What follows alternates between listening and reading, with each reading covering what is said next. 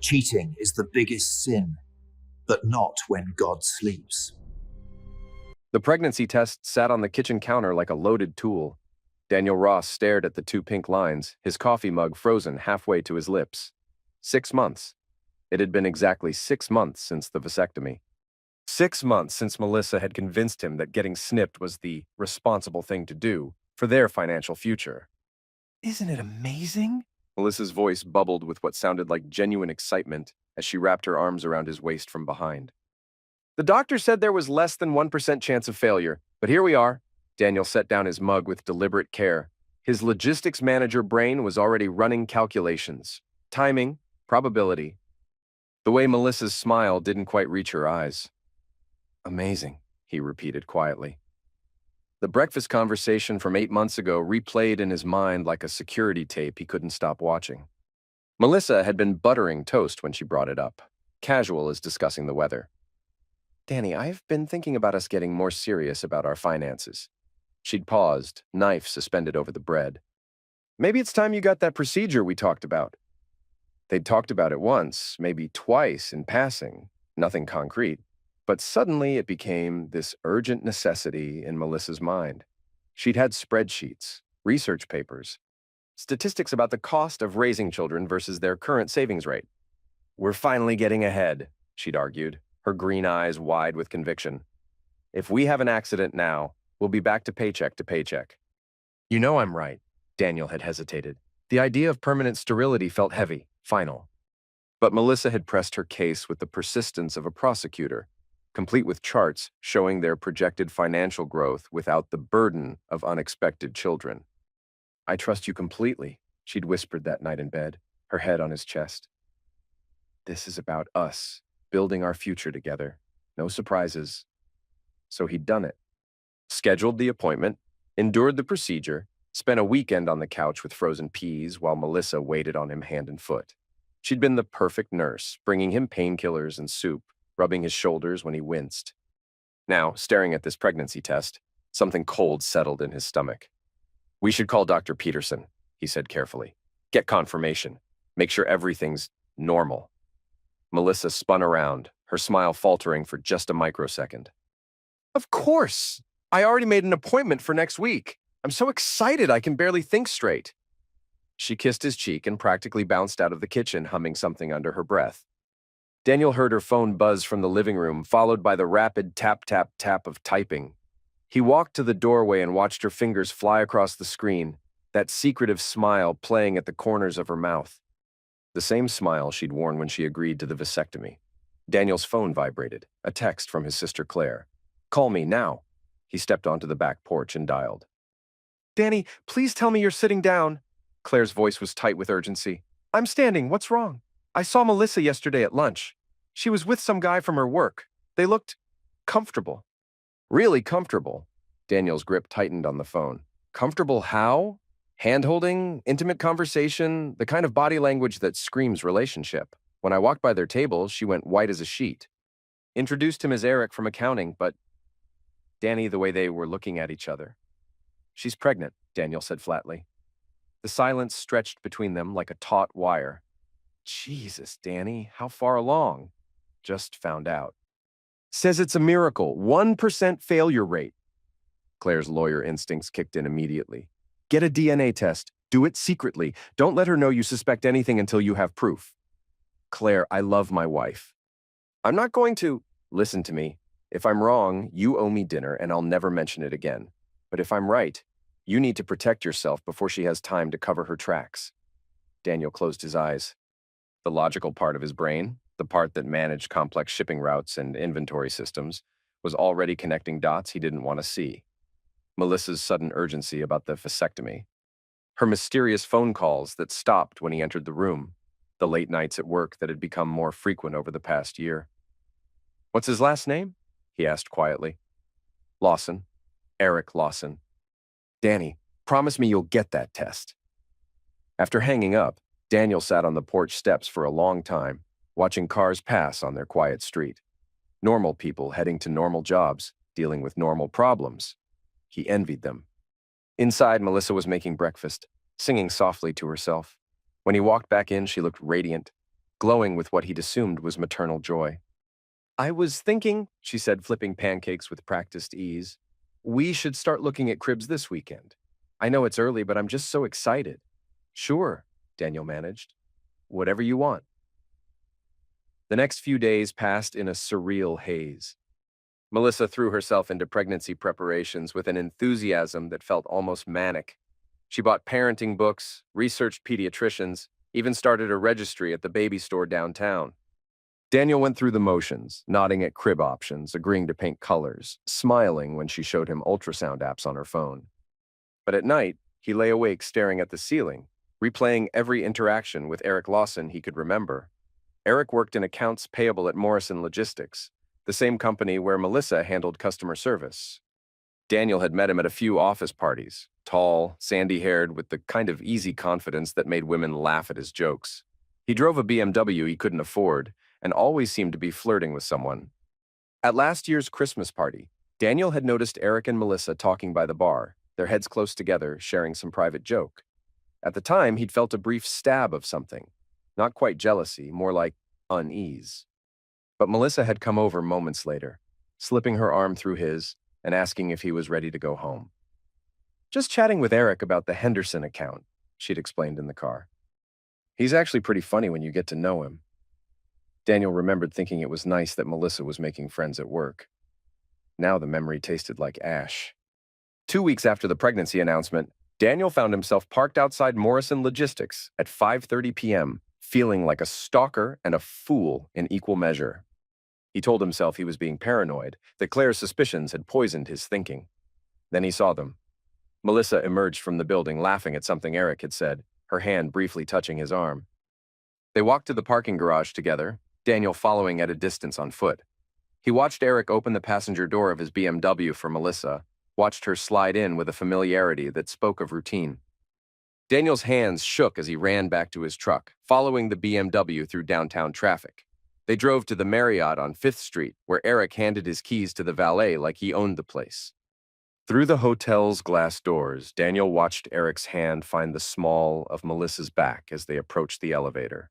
He watched Eric lean down to whisper something in her ear.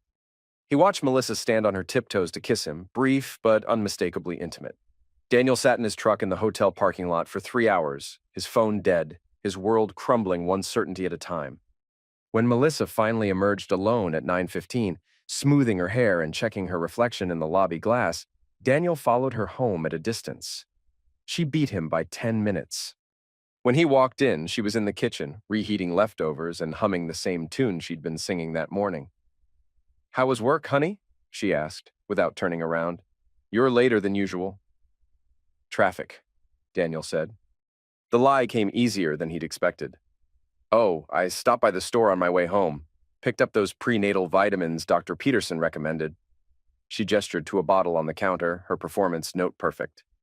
Daniel nodded and headed upstairs, claiming fatigue. He sat on the edge of their bed, staring at his phone, Claire's number highlighted but not yet dialed. The next morning, while Melissa was in the shower, Daniel called in sick to work and drove to a private medical lab across town. The technician who drew his blood was professional and discreet, explaining the paternity test process in clinical terms that made it feel less like betrayal and more like necessary research. "Results in 5 business days," she said, handing him a receipt. "We'll call with preliminary results, then mail the official report." Daniel spent those 5 days in a state of suspended animation. He went to work, came home, made conversation with Melissa about baby names and nursery themes. She was radiant, glowing, everything an expectant mother should be. If he hadn't seen her with Eric, hadn't watched her lie so effortlessly about her evening, he might have believed the performance. The call came on a Tuesday afternoon while Daniel was reviewing shipping manifests in his office. "Mr. Ross, this is Jennifer from AccuTest Labs. Your paternity test results are ready." Daniel's pen stopped moving across the paper. "And the alleged father is excluded as the biological father. The probability of paternity is 0%. The words hit him like a physical blow, even though he'd been expecting them. 0%. Not 99% unlikely or 95% improbable. 0. "Are you certain?" he asked, though he already knew the answer. "Yes, sir. The full report will be mailed to you today." Daniel hung up and sat in the silence of his office, surrounded by the mundane details of his logistics management job.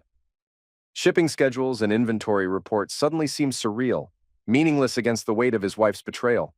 He called Claire. "I need everything you can find on Eric Lawson," he said without preamble. "Danny, I'm so sorry. Are you okay?" "I will be, but first, I need to know exactly who I'm dealing with." Claire was quiet for a moment. As a paralegal, she understood the shift in his tone from heartbroken husband to strategic adversary. "Give me 24 hours, she said. "And Danny, don't let her know you suspect anything." "Not yet." That evening, Daniel sat across from Melissa at dinner, watching her cut her chicken into precise bites while chatting about a coworker's baby shower. She was a gifted actress, he realized. 3 months of secret affairs, months of planning and manipulation, and she could still look him in the eye and discuss their future together without a hint of guilt. "Eric from accounting mentioned the cutest baby clothes store," she said casually, spearing a piece of broccoli. "Said his sister swears by their organic cotton onesies." The mention of Eric's name was like a test, Daniel realized. She was gauging his reaction, seeing if he suspected anything.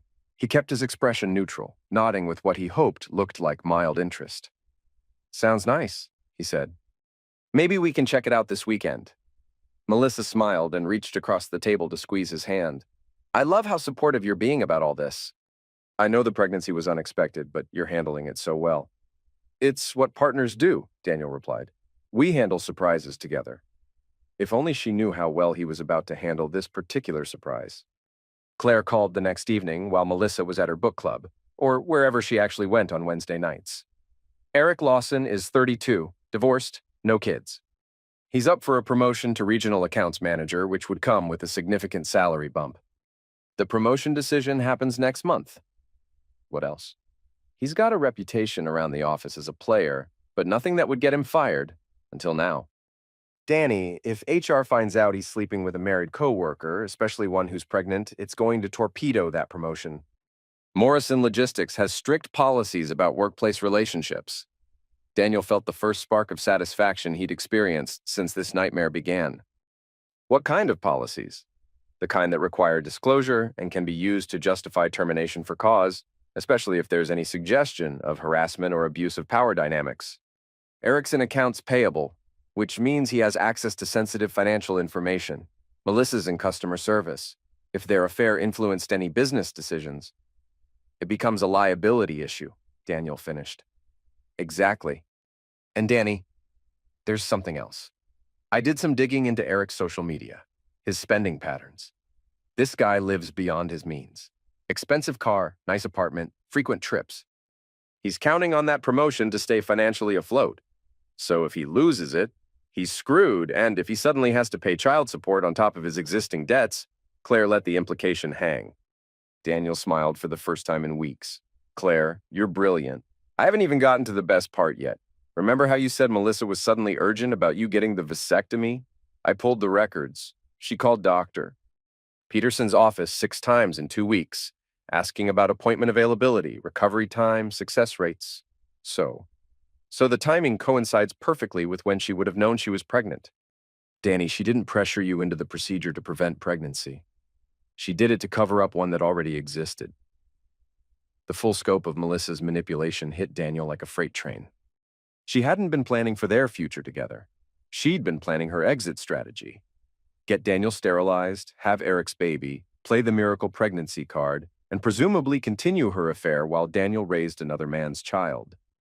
"There's more," Claire continued. "I found their text messages." "How did you—" "Never mind, I don't want to know. My friend Jackie works in IT at Morrison. She owed me a favor. Danny, these texts go back 8 months. They're explicit, they're frequent, and they prove premeditation. In one conversation, Eric literally says he can't wait until the idiot is raising their kid. The idiot. Daniel closed his eyes, feeling the last of his emotional attachment to Melissa crumble into dust. "Send me everything," he said.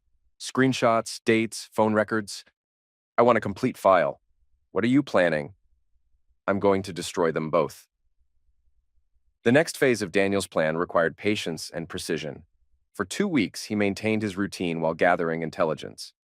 He followed Melissa twice more, documenting her hotel visits with Eric. He researched Morrison Logistics' employee handbook, looking for specific policy violations he could exploit.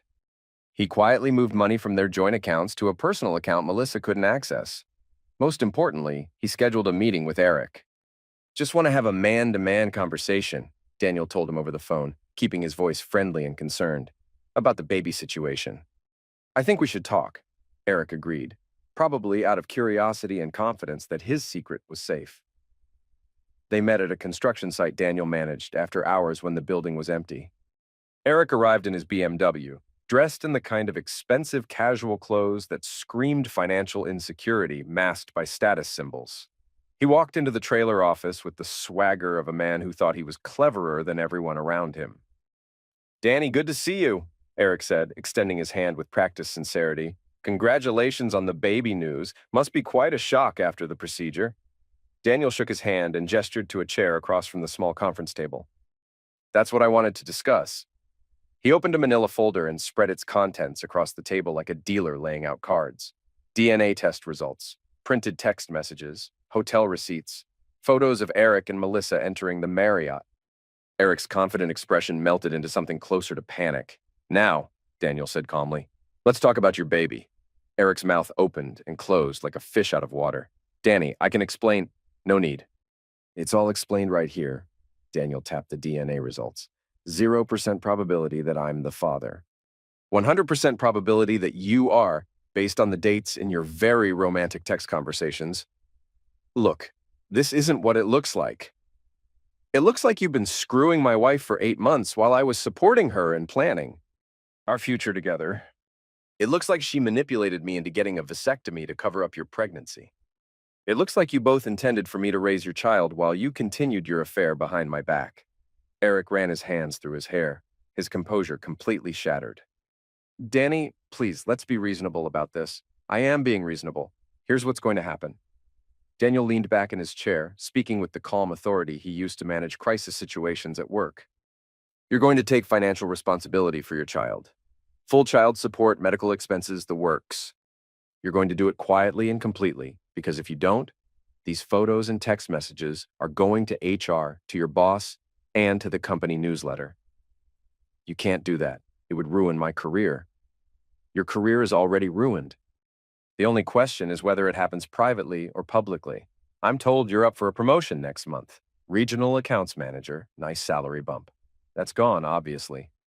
But if you cooperate, maybe you keep your current job." Eric's face went white. "How do you know about the promotion?" "I know a lot of things. I know you're living beyond your means. I know you need that promotion to stay financially afloat. I know Morrison Logistics has strict policies about undisclosed workplace relationships, especially ones involving pregnant married women." "This is blackmail. This is consequences," Daniel corrected. "You made choices. Now you live with them." Eric was quiet for a long moment, studying the evidence spread across the table. "What do you want from me?" "Child support effective immediately, a written admission of paternity, and complete severance of contact with my wife, except for matters directly related to the child." "And if I refuse?" Daniel smiled coldly. "Then, Monday morning, your boss gets an anonymous email with very detailed documentation of your affair, complete with explicit text messages and hotel receipts. Your HR department gets a formal complaint about workplace misconduct. And the company gossip mill gets enough material to keep them busy for months." Eric slumped in his chair, the fight going out of him. "How much child support?" "We'll let the court decide that. But based on your current salary and the state guidelines, I'd estimate about $1,200 a month. More once you factor in medical expenses and childcare." $1,200? "Danny, I can't afford—" "You should have thought about that before you decided to play house with another man's wife." Daniel gathered the papers back into their folder. "You have 24 hours to decide. Cooperate quietly, or get destroyed publicly. Your choice." Eric left the trailer looking like a man who'd aged 10 years in 30 minutes. Daniel watched him drive away, feeling a cold satisfaction settle in his chest. One down, one to go. The next evening, Melissa was in the nursery, their former guest room, hanging up tiny clothes and arranging stuffed animals she'd bought that afternoon. She looked genuinely happy, humming softly while she worked, occasionally pausing to rest her hand on her growing belly. Daniel stood in the doorway watching her performance. She was good, he had to admit.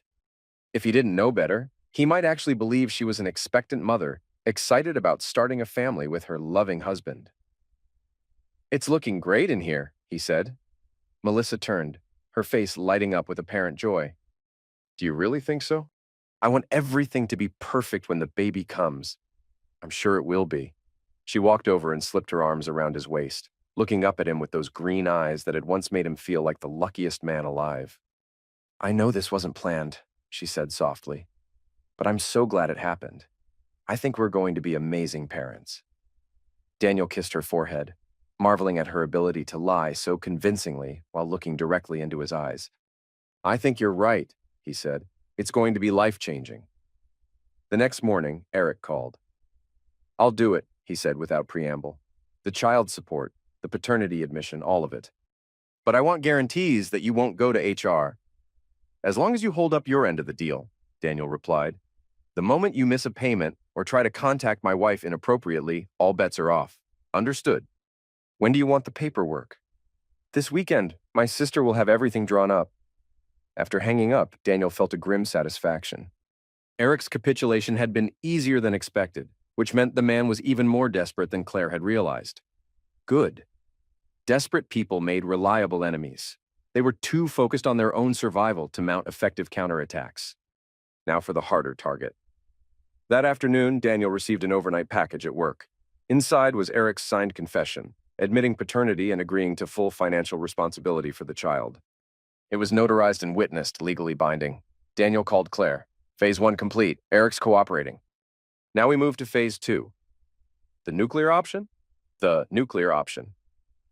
Melissa's parents were hosting their monthly family brunch that Sunday, a tradition that had persisted since Daniel and Melissa's wedding 3 years ago. Her father, Robert, was a retired insurance executive who took pride in his ability to read people and situations. Her mother, Patricia, was a former school principal who'd never met a problem she couldn't organize away. They loved Daniel, had welcomed him into their family with genuine warmth, and were thrilled about the pregnancy news. Patricia had already started knitting baby blankets, and Robert had begun researching the best college savings plans. Daniel arrived at their suburban home carrying a bottle of Patricia's favorite wine and Eric's signed paternity confession in a manila envelope. "Danny!"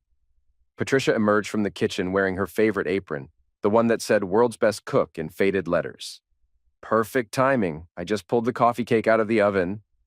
Robert clapped him on the shoulder with genuine affection. "How's our expectant father doing? Nervous yet?" "Getting there," Daniel replied, accepting Patricia's hug. "Where's Melissa?" "Setting the table in the dining room. She's been so excited about today. Wants to discuss baby names with the whole family." Daniel found Melissa arranging cloth napkins with the same attention to detail she brought to all her performances. She looked radiant in a yellow sundress that showed off her growing belly, her hair falling in soft waves around her shoulders. "There's my husband," she said, rising to kiss his cheek. "I was just telling Mom about the nursery progress. She wants to come over this week to see everything." "That sounds great," Daniel said, his voice steady. They gathered around the dining room table, Robert at the head, Patricia to his right, Melissa and Daniel across from each other. It was the same seating arrangement they'd used for 3 years, comfortable and familiar. Patricia served coffee cake and fresh fruit, while Robert regaled them with stories from his morning golf game. Melissa chattered about pregnancy symptoms and doctor's appointments, playing her role perfectly. Daniel waited until everyone had finished eating before he spoke. "Actually, there's something important I need to discuss with all of you," he said, pulling the manila envelope from beside his chair.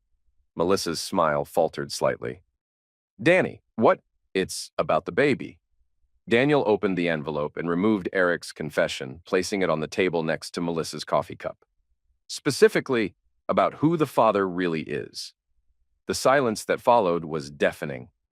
Patricia's fork clattered against her plate. Robert's coffee mug stopped halfway to his lips. Melissa stared at the document, her face cycling through shock, confusion, and dawning horror. "What is this?" Robert demanded, his insurance executive instincts kicking in. "A paternity confession," Daniel replied calmly. "Signed and notarized." It turns out the miracle pregnancy wasn't so miraculous after all.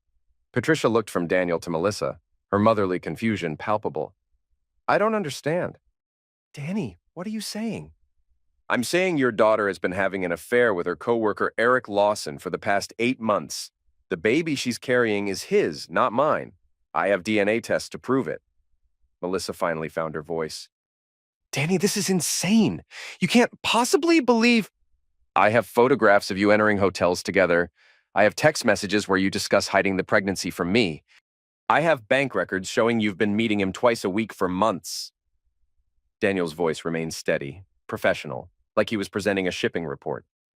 Most importantly, I have Eric's signed admission that he's the biological father. Robert picked up the confession and began reading, his face growing darker with each line. Patricia sat frozen, her hand pressed to her mouth. This says... Robert's voice trailed off as he reached the end of the document. This says you've been paying him to stay quiet. Not paying him, Daniel corrected. He's paying me, child support. He'll be financially responsible for his child from now on. Melissa stood abruptly, knocking over her water glass. This is all a misunderstanding. Danny, you're not thinking clearly. Sit down, Robert commanded, his voice carrying the authority of a man who'd spent decades making difficult decisions. Melissa, sit down and explain this. She remained standing, her hands shaking. Daddy, I can explain. Then explain, Patricia said quietly. Explain how you could do this to Daniel. Explain how you could lie to us about our grandchild. Melissa looked around the table, finally realizing that her performance had reached its end. Her shoulders sagged, the careful facade crumbling. It wasn't supposed to happen like this, she said finally. Eric and I, we just connected, but I love Danny. I never wanted to hurt him. You convinced me to get a vasectomy, Daniel interrupted, his calm finally cracking. You manipulated me into permanent sterilization so you could pass off another man's baby as mine. How exactly is that not wanting to hurt me? Melissa's mother stared at her with an expression of profound disappointment. Melissa Ann, is this true? The use of her full name, Patricia's signal of serious displeasure since childhood, seemed to break something in Melissa. She collapsed back into her chair, tears streaming down her face. I didn't know what else to do, she sobbed. The affair just happened, and then I was pregnant, and I panicked. I thought if Danny got the procedure, no one would question the timing. So you planned this, Robert said, his voice ice cold. You deliberately manipulated your husband and lied to your family. Daniel stood, kissing Patricia gently on the cheek. I'm sorry you had to find out this way.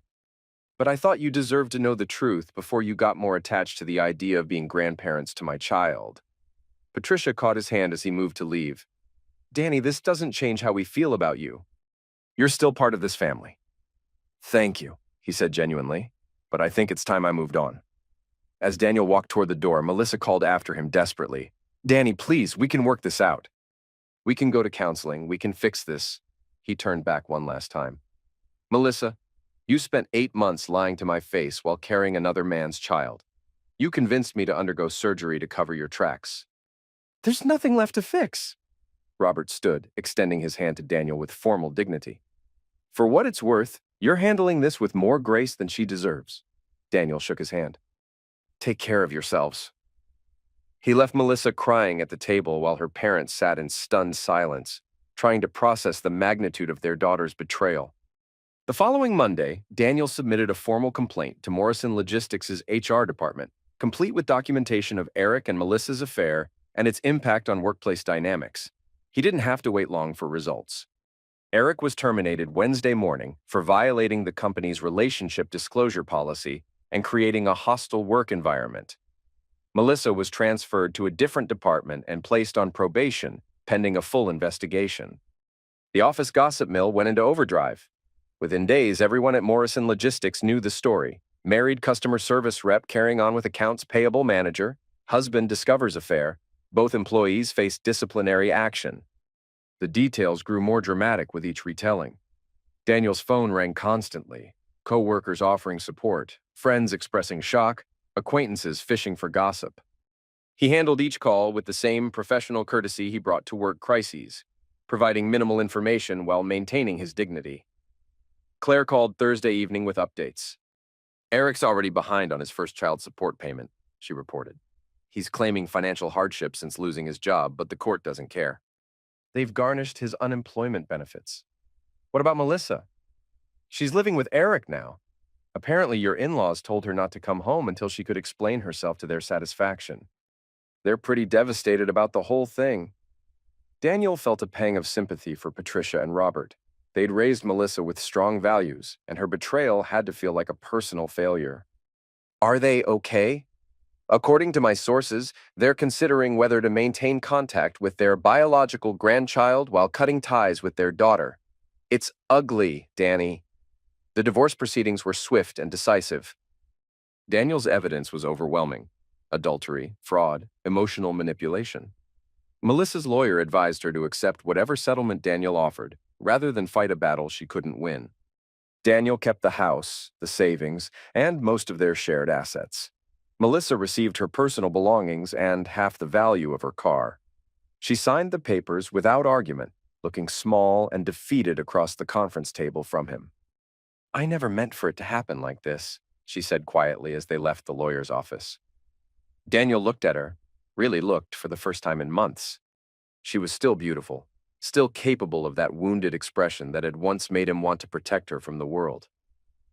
But now he saw the calculation behind it, the way she used vulnerability as a weapon. "Yes, you did," he said simply.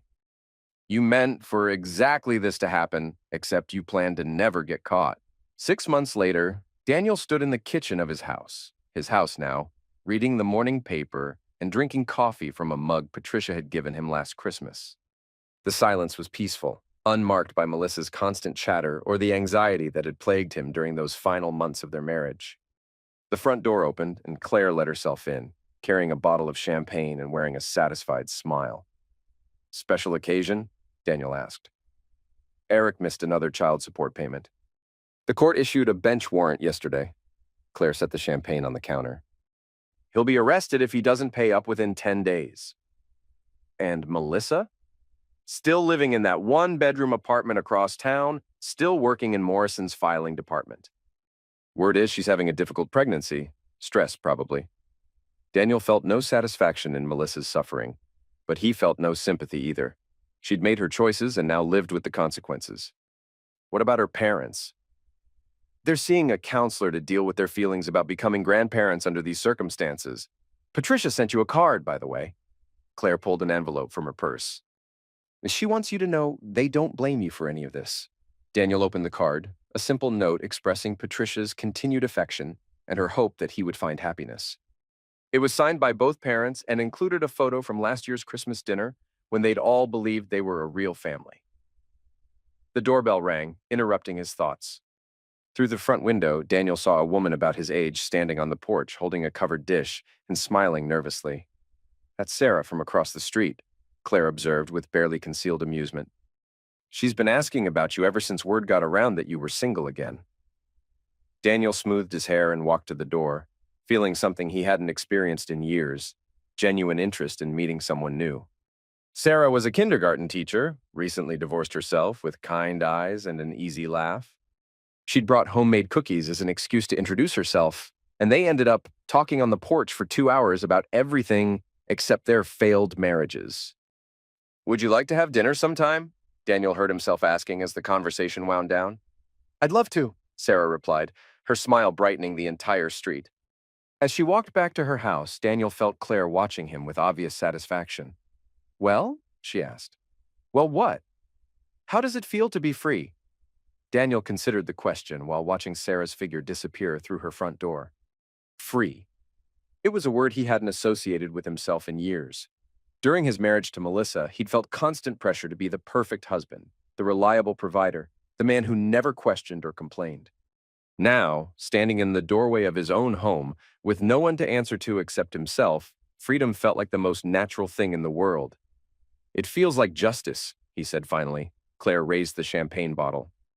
"To justice, then. To justice." They spent the evening on Daniel's back porch, watching the sunset and talking about the future. For the first time in months, Daniel allowed himself to imagine what that future might hold. Perhaps a relationship built on honesty instead of manipulation. Maybe children who would actually be his. Definitely a life lived on his own terms. As Claire prepared to leave, she turned back with a mischievous grin. "So, should I expect a wedding invitation anytime soon?" Daniel laughed, a genuine, unguarded sound that surprised them both. Let me get through the first date before you start planning the guest list. Fair enough? But Danny? Yeah? You deserve to be happy. Don't forget that. After Claire left, Daniel walked through his house, seeing it with fresh eyes. The guest room was no longer a nursery filled with lies and false hopes. It was simply a room with potential, waiting for genuine purpose. His phone buzzed with a text message. For a moment, his stomach clenched with the old anxiety, expecting drama from Melissa or demands from Eric. Instead, it was Sarah. Thank you for the lovely conversation today. Looking forward to dinner Friday. Daniel smiled and typed back. Me too. 7 o'clock at Romano's? Perfect. See you then. He set the phone aside and poured himself a glass of the wine Patricia had given him for his birthday, back when she had still thought he was going to be the father of her grandchild. The irony wasn't lost on him, but it no longer stung. The next few months passed with a normalcy that Daniel had forgotten was possible. He went to work, managed his logistics teams, came home to a house that stayed exactly as he left it. No mysterious phone calls, no unexplained absences, no walking on eggshells around someone else's secrets. Sarah proved to be everything Melissa wasn't, honest to a fault, emotionally available, genuinely interested in building something real rather than maintaining a performance. Their relationship developed slowly, built on actual compatibility rather than manipulation and need. Meanwhile, Melissa's situation continued its downward spiral. She lost the apartment, Claire reported during one of their weekly coffee meetings. Eric's been unemployed for 4 months now, and even with unemployment benefits being garnished, he can't keep up with child support. They're living in some extended stay motel out by the highway. Daniel felt a complicated mix of emotions. Part of him, the part that had loved Melissa for 3 years, felt genuine sadness at her fall from grace. But the larger part, the part that remembered her lies and manipulation, felt only the cold satisfaction of justice served. What about the baby? Due next month. Melissa's been trying to contact her parents, asking for help with medical expenses. They're conflicted about it. They want to help their grandchild, but they're still furious with their daughter. Can't say I blame them. Claire studied his face carefully. How are you doing with all this? Really? Daniel considered the question. 6 months ago, he would have said he was devastated, heartbroken, lost. Now, he felt something much more complex. Relief mixed with residual anger, sadness tempered by genuine hope for the future. I'm good, he said, and realized he meant it. Better than I've been in years, actually. No regrets? About the marriage ending? None. About how I handled the whole situation? Daniel paused, thinking. I could have been crueler. Part of me wanted to be. But I think I found the right balance between justice and mercy. Claire nodded approvingly. You destroyed them financially and professionally without becoming a monster yourself. I'm proud of you. The following week, Daniel was reviewing quarterly reports when his assistant knocked on his office door. Mr. Ross, there's a Melissa Lawson here to see you. She says it's urgent. Daniel's pen stopped moving across the page. Melissa Lawson. She'd taken Eric's name, probably for practical reasons related to the baby's birth certificate. Send her in, he said after a moment. Melissa entered his office looking like a shadow of her former self. The radiant glow of early pregnancy had been replaced by the haggard exhaustion of someone living under constant stress. Her clothes were clean but cheap, her hair pulled back in a simple ponytail that did nothing to hide the dark circles under her eyes. Danny, she said quietly, closing the door behind her. Thank you for seeing me. What do you want, Melissa? She sat in the chair across from his desk, her hands folded protectively over her very pregnant belly. The baby's coming soon. Next week, maybe sooner. Congratulations. Eric's been arrested for failure to pay child support. They're holding him until he can come up with $1,500. Daniel leaned back in his chair, studying her face. And you want me to bail him out? I want to ask if there's any way you could reduce the amount. Or maybe work out a payment plan. He's trying, Danny, but he can't find work. Nobody will hire him after what happened at Morrison. That's not my problem. I know you hate me, Melissa said, tears starting to flow. I know. I destroyed everything between us. But this isn't about me. It's about an innocent child who needs his father. Daniel felt the old, familiar tug of sympathy, the same impulse that had made him such easy prey for her manipulation during their marriage. But now he recognized it for what it was, emotional blackmail disguised as vulnerability. "Let me ask you something," he said calmly. "When you were planning this elaborate deception, when you were convincing me to get a vasectomy so you could pass off another man's child as mine, did you think about that innocent child then?" Melissa flinched as if he'd slapped her. "Did you consider what would happen to that child when your lies inevitably came to light? Did you think about the psychological damage of growing up believing one man was his father, only to discover the truth later? Did you think about anything beyond your own immediate needs?" "Danny, please."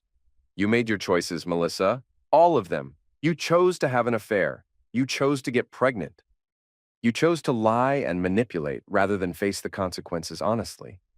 Every single problem you're facing now is the direct result of decisions you made." She was crying openly now, her carefully composed facade completely shattered. "I was scared. I didn't know what else to do. You could have told the truth from the beginning. You could have left me before dragging me into your web of lies. You could have taken responsibility for your actions instead of trying to make me an unwitting accomplice." "I know. You're right. But Danny, what am I supposed to do now? I have no money, no family support, no way to care for this baby." "Figure it out," Daniel said with brutal simplicity. The same way millions of other people figure out how to take responsibility for their mistakes. Melissa stared at him with a mix of shock and desperate hope. "You've changed. The Danny I married would never have been this cold. The Danny you married was a fool who trusted blindly and asked no questions. Consider this an upgrade." She stood slowly, using the chair arm for support. "If you change your mind, I won't." At the door, she turned back one last time. "I did love you, you know." That part wasn't a lie. Daniel looked at her for a long moment, seeing not the woman he'd married, but the stranger she'd always been underneath the performance. "No, Melissa, you loved the idea of me. The reliable husband who would provide for you while you did whatever you wanted behind his back. You never loved me enough to be honest with me." After she left, Daniel sat in his office staring at the quarterly reports that no longer seemed important. His phone rang, Sarah asking about their weekend plans. Her voice was warm and genuine, uncomplicated by hidden agendas. "Everything okay?" she asked, picking up on something in his tone. "Just had a conversation with my ex-wife. But yes, everything's fine." "Want to talk about it?" Daniel smiled, still amazed by Sarah's straightforward approach to communication. "Not particularly, but I'd love to hear about your day."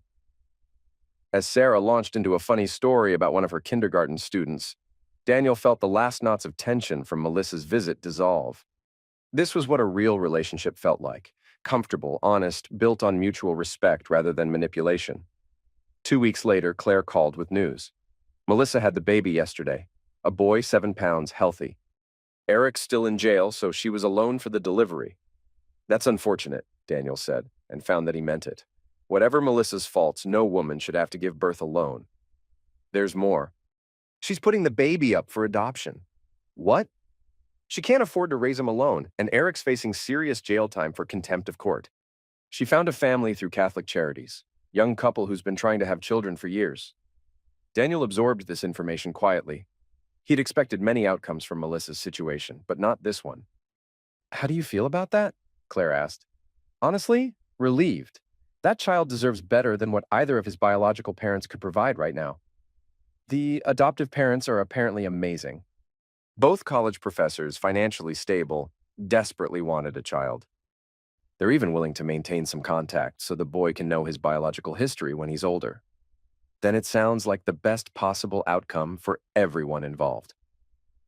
3 months later, Daniel was in his backyard grilling dinner for Sarah, when his phone rang. The caller ID showed Patricia's number. "Danny?" Patricia's voice was warm but tentative. "I hope you don't mind me calling." "Of course not. How are you and Robert doing?" "We're adjusting. It's been a difficult year, as you can imagine."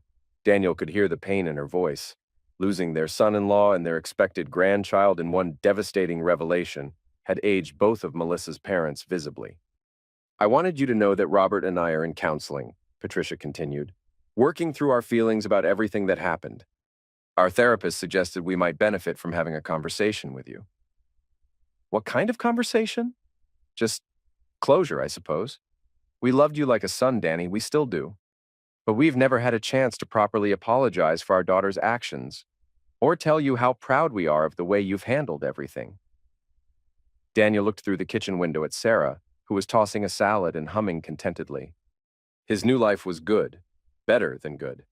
But Patricia and Robert had been collateral damage in Melissa's war of deception, and they deserved better. I'd like that, he said. When works for you? They met the following Sunday at a small cafe downtown, neutral territory that held no memories of family gatherings or shared holidays. Patricia and Robert looked older, more fragile, but their dignity remained intact. We've wanted to do this for months, Robert said after they'd ordered coffee. But we weren't sure you'd want to see us. You're not responsible for Melissa's choices, Daniel replied. You raised her with good values. What she did with them was up to her. Patricia's eyes filled with tears. We keep asking ourselves where we went wrong, what we could have done differently. Nothing, Daniel said firmly. Patricia, you and Robert are good people who raised your daughter the best way you knew how. Some people just choose the wrong path despite their upbringing. They spent 2 hours talking about the marriage, the betrayal, the aftermath. Daniel found himself able to discuss even the most painful details without anger, viewing them now as historical facts rather than fresh wounds. We heard about the adoption, Robert said as their conversation wound down. We think it was the right choice, but it's been complicated, emotionally. Are you planning to maintain contact with him? The adoptive parents have invited us to be honorary grandparents, Patricia said with a watery smile. They're wonderful people, Danny. You'd like them. They want the boy to grow up knowing he was loved by many people, even if his circumstances were complicated. Daniel felt genuine happiness for the child who would grow up in a stable, loving home instead of the chaos his biological parents would have provided. That sounds perfect. As they prepared to leave, Robert extended his hand with formal dignity. For what it's worth, you'll always be family to us, if you ever need anything. Thank you, Daniel said, accepting the handshake. That means more than you know. Patricia hugged him tightly. Be happy, Danny. You deserve all the good things life has to offer. Driving home, Daniel reflected on how much had changed in the past year. The man who had sat in his kitchen staring at a pregnancy test in shock and confusion no longer existed. In his place was someone stronger, wiser, less trusting, but more discerning. Sarah was waiting on his front porch when he arrived, reading a book and enjoying the spring sunshine. She looked up as he approached, her smile bright and uncomplicated. How did it go? She asked. Better than expected. They're good people, caught in a bad situation. I'm glad you could give them some peace. Daniel sat beside her on the porch swing, pulling her close. Want to hear something interesting? They invited me to their grandson's first birthday party next year. The baby Melissa gave up for adoption? Apparently, the adoptive parents want him to know all the people who cared about him before he was born. They consider me part of his extended family. Sarah was quiet for a moment, processing this information. How do you feel about that? Grateful that he'll grow up in a loving home. And oddly proud that something good came out of all the chaos. You're a good man, Daniel Ross, Sarah said, kissing his cheek. I'm a smarter man than I used to be, he corrected. There's a difference. 6 months later, Daniel stood in his bathroom mirror, adjusting his tie and trying to calm his nerves. Tonight, he was taking Sarah to Romano's, the same restaurant where they'd had their first official date, to propose. The ring was in his jacket pocket, a simple solitaire they'd picked out together after months of honest conversations about their future. No surprises, no manipulation, no hidden agendas. Just two people who had found something real and wanted to make it permanent. His phone buzzed with a text from Claire. Heard through the grapevine that Melissa got a job at an insurance office in the next county. Fresh start, apparently. Daniel typed back, good for her. And he meant it. Melissa's punishment had never been about destroying her permanently. It had been about consequences and justice. If she was finally taking responsibility for her life and moving forward honestly, then the system had worked as intended. Another text, this one from Sarah. Running a few minutes late. Can't wait to see you. Daniel smiled and pocketed the phone. Outside, his neighborhood was settling into evening quiet. Families having dinner, Children playing in yards, the comfortable rhythm of ordinary life. A year and a half ago, he'd thought his life was settled and predictable. He'd been wrong about the predictable part, but perhaps that wasn't entirely bad. The chaos had stripped away everything false and comfortable, leaving only what was real and worth keeping. At Romano's, Sarah arrived in a blue dress that made her eyes sparkle, her face flushed with excitement about something she couldn't quite contain. "You look beautiful," Daniel said, standing to pull out her chair. "Thank you. You look pretty handsome yourself." They ordered wine and made small talk, but Daniel could sense Sarah's barely suppressed energy. Finally, as their appetizers arrived, she couldn't contain herself any longer. "I have news," she announced. "I got the promotion, head of the early childhood education department. It's official." Daniel felt a surge of genuine pride and happiness for her success. "Sarah, that's incredible. Congratulations. Thank you." "I still can't quite believe it." She paused, studying his face. "There's something else. The position comes with a significant salary increase, which means, well, it means I could support both of us if you ever wanted to take risks with your career. Start your own consulting business, maybe, like you've talked about." Daniel stared at her, amazed once again by the difference between genuine partnership and manipulative transaction. Sarah wasn't trying to control his choices. She was offering to support them. "That's an amazing offer," he said. "But before we make any big life changes, there's something I need to ask you." He reached into his jacket pocket, his heart pounding with nervous excitement. This was nothing like the calculated proposal he'd given Melissa 3 years ago, based more on social expectations than genuine desire. This felt like stepping into the rest of his life. "Sarah Elizabeth Carter," he said, dropping to one knee beside their table. "Will you marry me?" Her hands flew to her mouth, tears immediately springing to her eyes. "Daniel, yes!" "Of course, yes!" The restaurant erupted in applause as he slipped the ring onto her finger. Sarah pulled him to his feet and kissed him with an enthusiasm that made him forget they had an audience. As they sat back down, both grinning like teenagers, Daniel felt a profound sense of completion. Not the false completion he'd thought he had with Melissa, based on meeting social expectations and filling predetermined roles, but the real satisfaction of finding someone who complemented his actual self rather than the person he thought he should be. Sal. "I love you," Sarah said, admiring her ring in the candlelight. "I love you too," Daniel replied, meaning it completely for the first time in his adult life. Later that evening, as they sat on Daniel's back porch planning their engagement party, Sarah asked the question he'd been expecting. "Do you want children?" Daniel considered his answer carefully. The question had different weight now than it would have a year ago, colored by his experience with Melissa's deception and Eric's child. "Yes," he said finally, "but only with someone I trust completely. Only when we're both ready and honest about what we're getting into. No surprises. No surprises." Sarah curled up against his side, her engagement ring catching the porch light. "I can live with that philosophy." "Good," Daniel said, kissing the top of her head. "Because I'm done with surprises for this lifetime." 2 years later, Daniel stood in the delivery room watching Sarah breathe through a contraction, her hand gripping his with surprising strength. This time, there were no questions about paternity, no hidden agendas, no elaborate deceptions. Just two people who had chosen each other honestly, bringing their child into the world together. "You're doing great," he murmured, brushing sweaty hair from her forehead. "Easy for you to say," Sarah panted, but she was smiling. When their daughter finally arrived, 6 pounds, 12 ounces with Sarah's eyes and Daniel's stubborn chin, Daniel felt an overwhelming rush of emotion that had nothing to do with obligation or manipulation. This was his child, created in love and honesty, welcomed into a family built on truth. "She's perfect," Sarah whispered, cradling their daughter against her chest. "She's ours," Daniel replied, and felt the last ghosts of his previous life finally fade away. Claire arrived at the hospital an hour later, carrying flowers and wearing the satisfied smile of someone who had watched justice unfold exactly as it should. "How's our new father doing?" she asked, peering into the bassinet where baby Emma slept peacefully. "Better than I ever imagined possible," Daniel said honestly. "And how does it feel to be raising your actual biological child this time?"